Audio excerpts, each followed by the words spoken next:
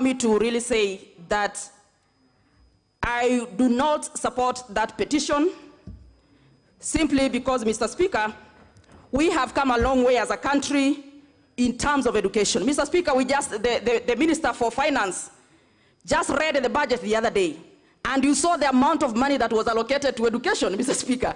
So we will be making a mockery of education in this house if we can accept that someone can come into this dignified house without a degree, Mr. Speaker.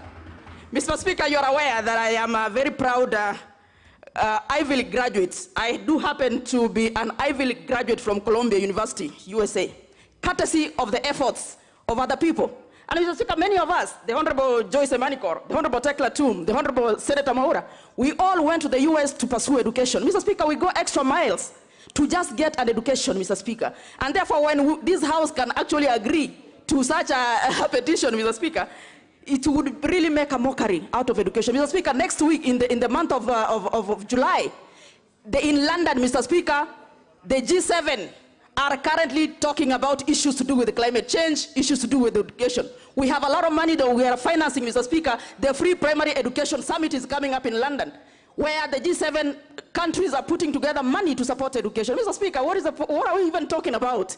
We must have educated members of parliament in this house. Anybody who aspires to sit in this dignified house, Mr. Speaker, must have a basic degree to come to this house, Mr. Speaker. So we cannot, I don't even know, Mr. Speaker, why we're even discussing this, Mr. Speaker. And for the first time, I support IEBC to put a strict measure. People must go to school, Mr. Speaker. Leaders must go to school. Members of parliament must go to school. Why are we educating our children to do what, Mr. Speaker?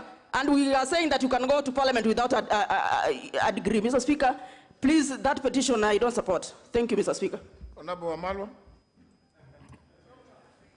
Thank you, Mr. Speaker. Mr. Speaker, Article 119 is very clear in terms of petitions to this floor of the House.